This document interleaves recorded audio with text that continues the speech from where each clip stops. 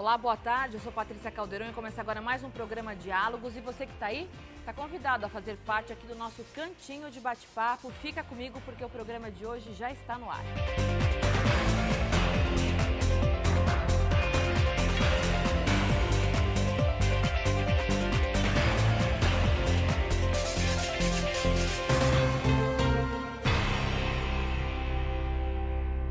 Bom, e para falar aí dessa problemática que o sistema penitenciário cearense vive, convidamos Natanael Andrade, diretor do Sindicato dos Agentes Penitenciários, e Mário Marques, que é diretor do Sindicato dos Policiais Civis do Estado do Ceará. Boa tarde, eu gostaria de agradecer a presença dos dois aqui no programa Diálogos.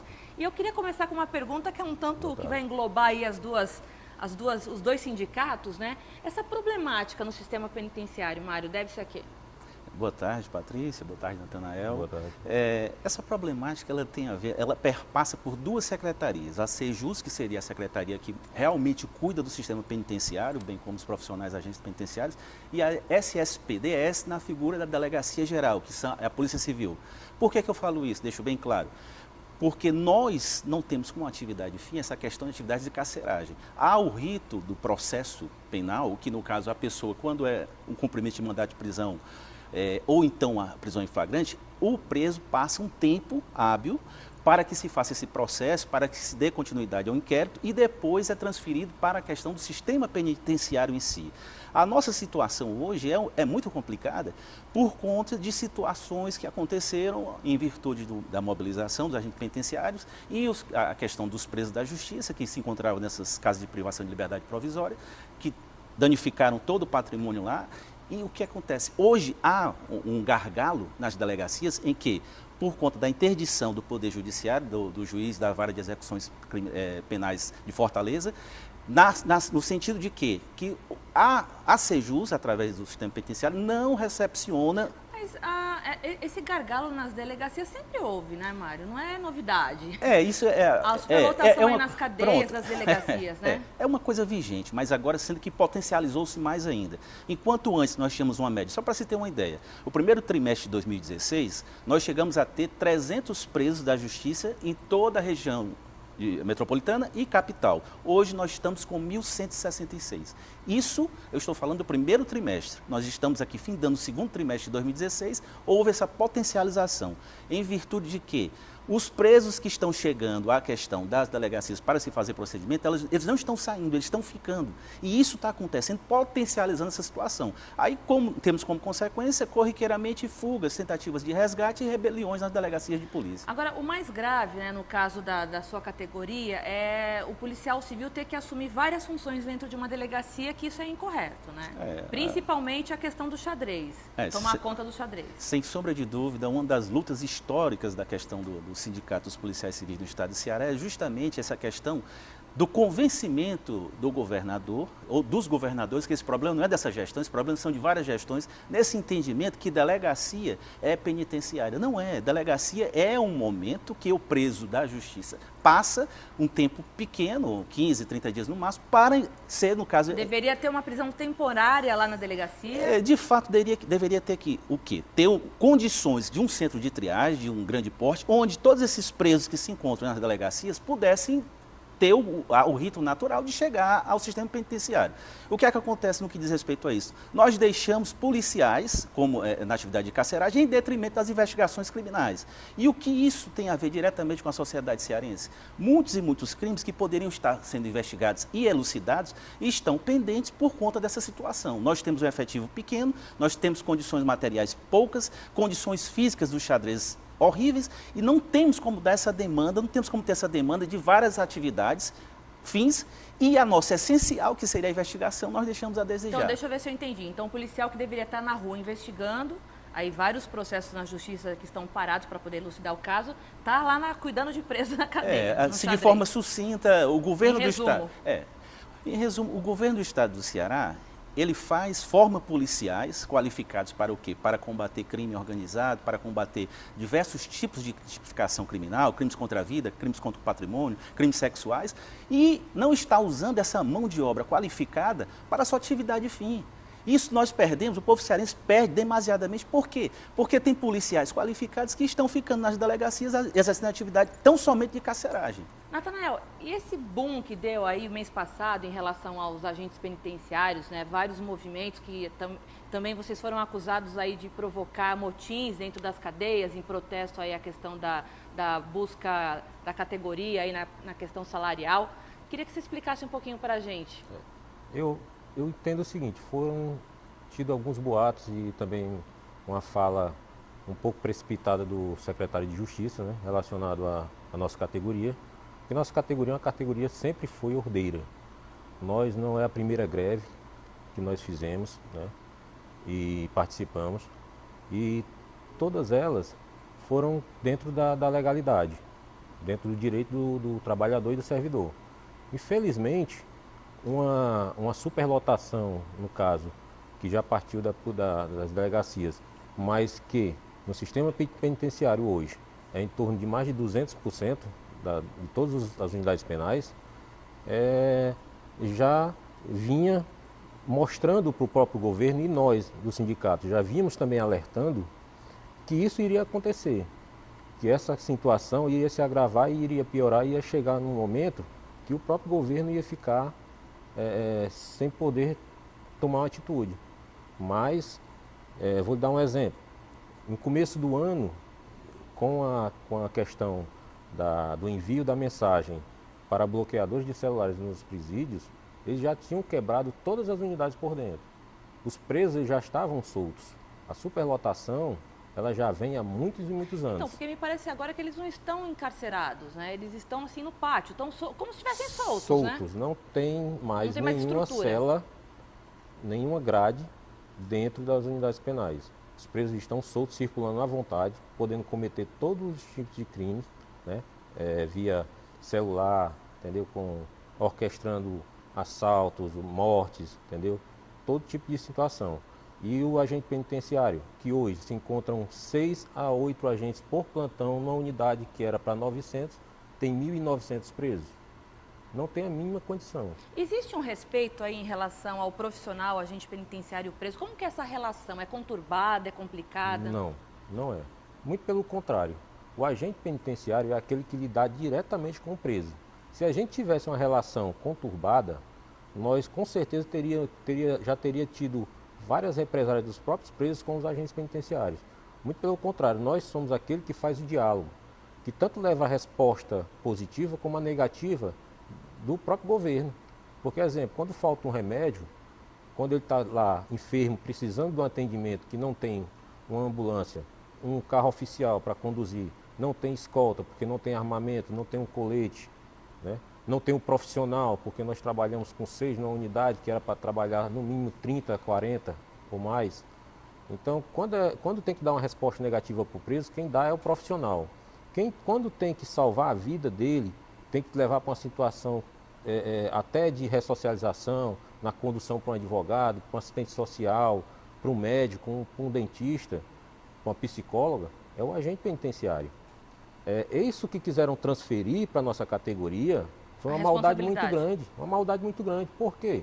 Nossa categoria ela faz tudo para tentar melhorar esse sistema penitenciário. Nós temos informações que nós passamos diariamente para o nosso superior. Infelizmente, eles entram pelo ouvido, saem pelo outro e acontece. Vou lhe contar uma historinha. Agora mesmo, teve essa fuga agora na CPPL-1, que na denúncia que nós recebemos, em torno de mais de 30 presos, então 36, 37 presos fugiram. Os agentes penitenciários detectaram a situação, suspeitaram, ligaram para os superiores, diretores e secretários de justiça, coordenadores, e infelizmente chamaram a polícia, chamar a atenção de que teria uma fuga. Foi convocada a polícia militar compareceu no local, e de uma hora para outra vieram um recado para a polícia militar para que ela não entrasse no presídio e retornasse para os seus locais, e aí ninguém sabe. E aí com isso, quando foi na madrugada, aconteceu a fuga. Dá para entender uma situação dessa? Aí querem colocar na culpa dos agentes penitenciários mortes, ao qual nós não triscamos em nenhum preso, nós não tivemos contato com visita, muito pelo contrário, nós tratamos todos os profissionais e todos aqueles que estavam que vivem dentro do sistema penitenciário com a maior educação e com o maior respeito. É uma situação bem complicada. A gente pode falar que o sistema penitenciário está sucateado hoje aqui no estado do Ceará, Mário? Olha, assim, ele está em crise, uma crise muito grande. Sucateada está literalmente por conta depois dessa questão dos presos aí terem danificado praticamente todas as casas de privação de liberdade provisória. Mas o que a gente entende é que a discussão sobre a estrutura, sobre a questão da permissividade da legislação penal aqui no nosso país é que deve ser, no caso, aprofundada. Nós sabemos que isso aí é de caráter nacional, são discussões no Congresso Nacional e tudo, mas elas têm que deixar do discurso demagogo e têm que ir para a praticidade de aprovações de leis mais eficientes. Hoje se tem essa questão dessas, assim, vamos citar aqui situações pontuais de julgamentos, não é, sensacionalistas, de pessoas que pegam dezenas de anos e às vezes até centenas de anos, mas nós sabemos que eles não cumprem, nem a pena maior, que seriam 30 anos, eles não cumprem. Então, o que acontece? Tem sempre aquele ditado entre vocês que a polícia prende, mas a justiça vai lá e solta. Né? E eu queria trazer a discussão que Natanael afirmou sobre essa situação das fugas para a questão da realidade das delegacias também. A nossa maior preocupação é porque todos nós sabemos que as delegacias são localizadas em áreas residenciais. Então, toda e qualquer fuga ou tentativa de resgate ou rebelião, isso aí acarreta diretamente o atentado à incolumidade das pessoas, do cidadão cearense e fortalezense.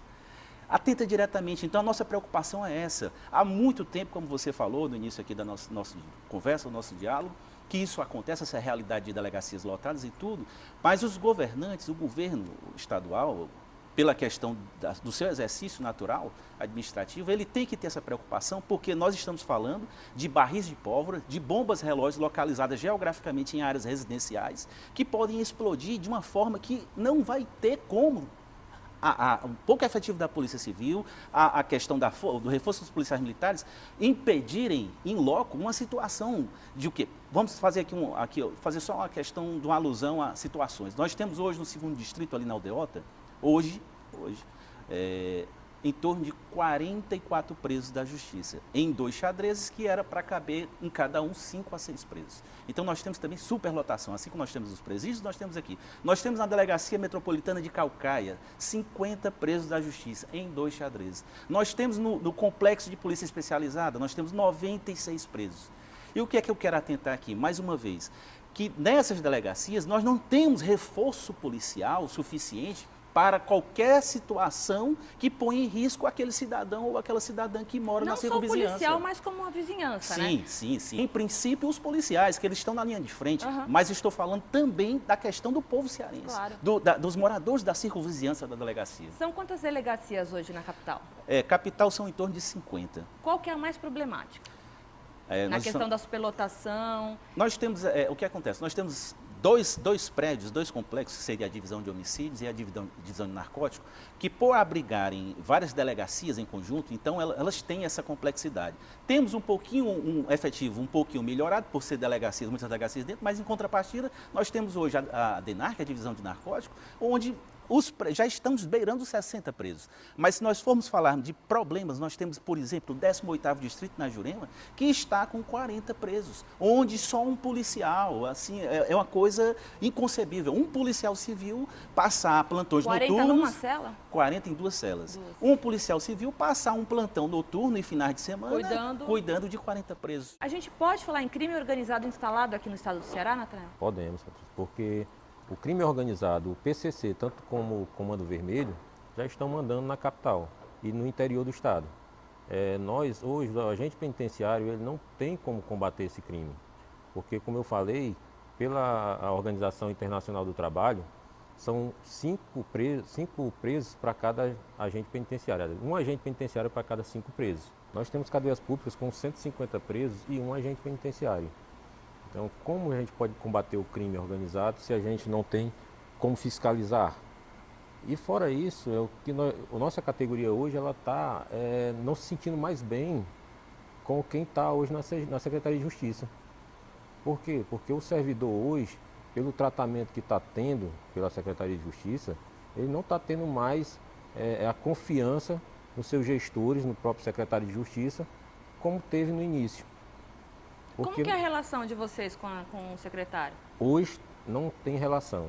Os agentes penitenciários... Só para eu entender, vocês estão abaixo da Secretaria de Segurança Pública, é isso? Não, são secretarias separadas. Certo. Né? Para poder quem está em casa entender. Infelizmente, assim, nós, os agentes penitenciários, a gente sempre busca o melhoramento de todos os serviços do sistema penitenciário, porque nós temos envolvimento diretamente com todas as situações que tem o sistema penitenciário. Mas com essa falta de valorização, com essa falta de equipamentos, entendeu? Nos deixando correndo risco de vida todo dia, porque a gente trabalha todo dia recebendo ameaça de presos, ameaça de visitas. Essa greve da gente foi um pedido de socorro na realidade, porque se você pegar, se a senhorita pegar os itens que nós temos lá, fala 80% é sobre segurança. Para trazer segurança para a gente, para a sociedade e para os visitantes. Deixa eu te fazer uma pergunta curiosa, assim, porque na verdade uma curiosidade minha como cidadã. A gente recebe inúmeros vídeos aqui que são postados inclusive por presos que têm acesso aos celulares dentro dos presídios, né? Porque o bloqueador aqui ainda não foi instalado e a gente não sabe por quê. Aquela farra que acontece no pátio de droga, de bebida, de música, acontece mesmo? Acontece por isso mesmo. E o diretor do presídio está onde nessa hora? Infelizmente, todo mundo está de mãos atadas. Principalmente o agente penitenciário, porque a parte da fiscalização é nossa.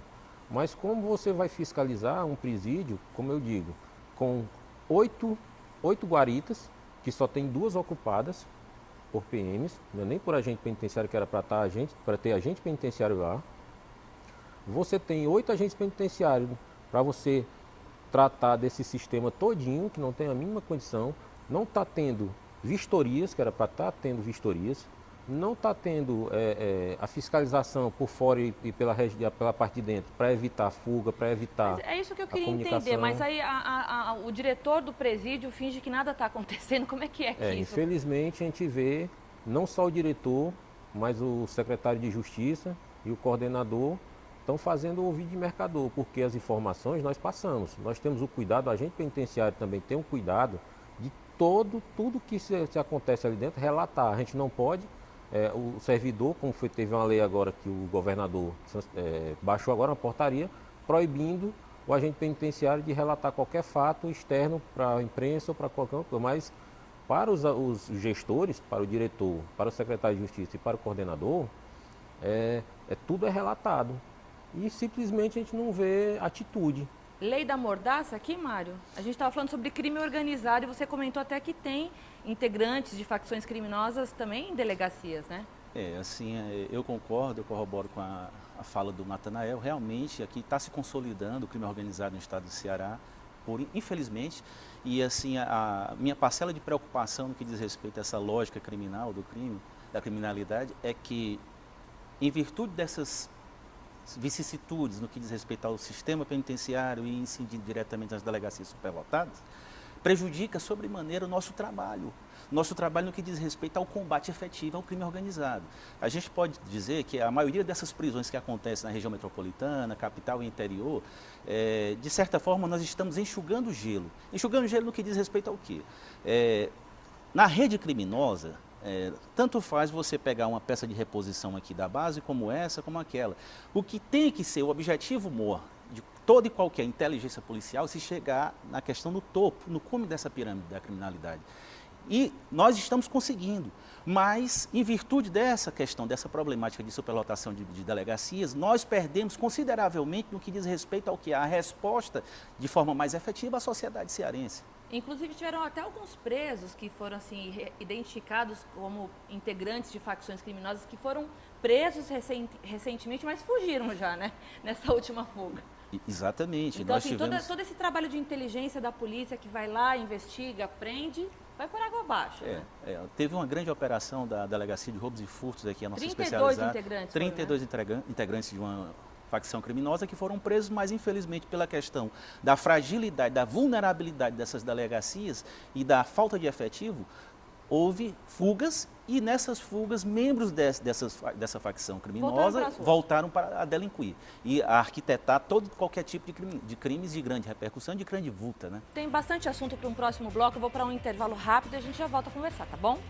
Não sai daí que eu volto daqui a pouquinho. Até já.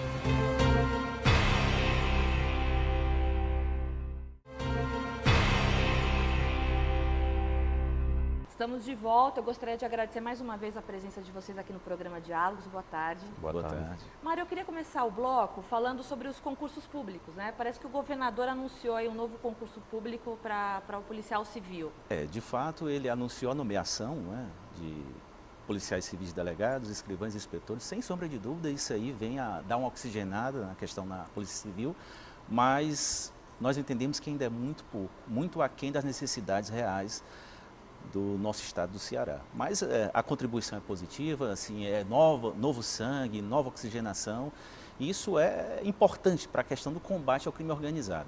Mas, assim, o projeto do governador, a questão das 22 Unicegs, que seriam as delegacias que vão funcionar 24 horas por dia, ele vai ficar um pouco a desejar se nós mantivermos essa logística de presos nas delegacias, porque a essência de uma delegacia de polícia, ali é um local de trabalho para se investigar, para investigações criminais. Se você mantiver essa questão, essa dualidade, investigação criminal e preso da justiça cearense, então não vai render e não vai dar o resultado esperado. E não combinam, né? São duas situações que não combinam, dicotomia total. Agora, quem está em casa, seria até bom lembrar que a Polícia Civil dispõe de um programa na internet para poder fazer o boletim de ocorrência via internet, né? Porque muita gente ainda tem aquela cultura de se deslocar até uma delegacia, ficar horas lá esperando para se fazer um boletim de ocorrência. Não tem mais essa necessidade, né, Mário? De certa forma, em alguns pontos, É né? isso que eu ia tocar. São alguns tipos de BOs, de boletim de ocorrência, de informações policiais, que você pode fazer via internet.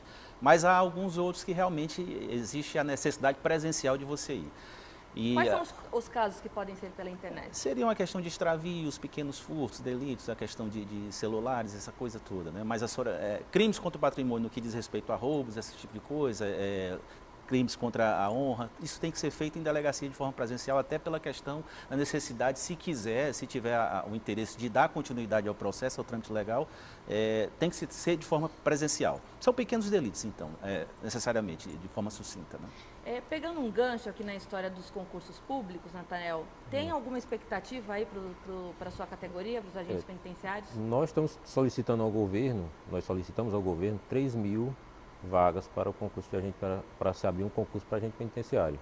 Porque, como eu falei antes, pela Organização Internacional do Trabalho, são um agente penitenciário para cada 5 presos. E hoje nós estamos um agente penitenciário para cada 250 a 300 presos, no caso, em vários casos. Então, a gente entende que o concurso público, para o cargo de agente penitenciário, hoje ele é essencial. Se não tiver esse concurso público, não adianta nenhum tipo de programa de ressocialização, não adianta falar em segurança no sistema penitenciário, não adianta falar em qualquer tipo de projeto, porque o profissional não vai estar lá. E quem faz aquela engrenagem toda funcionar é o agente penitenciário. Sem ele ali, não tem a mínima condição. Como a gente estava discutindo, a questão do combate ao crime organizado e ao impedimento de que criminosos de alta periculosidade que orquestram situações fora das unidades penais, né, como assalto a bancos e arrombamento de carro forte e outras coisas mais, a maioria parte de dentro dos presídios. Sem o profissional lá, não tem como a gente combater isso, não tem como a gente passar informação, não tem como a gente impedir certas situações. Agora, por que o governo do estado ele quer insistir que não há crime organizado no estado do Ceará? É para deixar a população mais tranquila, para não se criar um alarde, seria isso? Na minha opinião, para camuflar. Porque, como eu estava conversando aqui, trouxeram a Força Nacional. Que já se foi embora, Que né? já foi embora e que não resolveu nada, por quê? Trouxeram 100 homens, faziam escala de 4 equipes por 24 horas, uma equipe por 24 horas de 25 homens, para cobrir o sistema penitenciário da região metropolitana, que são 10 unidades, não tem a mínima condição, eles ficavam só assim, fora. Com a presença deles houve fugas, né? Porque é pouco efetivo. Ocorreram fugas, né? Eles ficavam só no entorno, e se você não combate lá dentro da unidade, fazendo vistorias, fazendo fiscalização, coibindo algumas situações e até a entrada de ilícitos e de celulares, você não tem como combater. Gente, o programa acabou, mas tem assunto aí para outros programas. Vocês já ficam convidados aí para uma próxima conversa, um próximo diálogo. Tudo Obrigada, bem. viu? Eu te agradeço. Obrigado. Boa tarde. O programa Diálogos fica por aqui. Muito obrigada pela sua participação, pela sua presença, pela sua audiência. E fiquem todos convidados para o programa da semana que vem. A todos um excelente final de semana. A gente se vê. Tchau.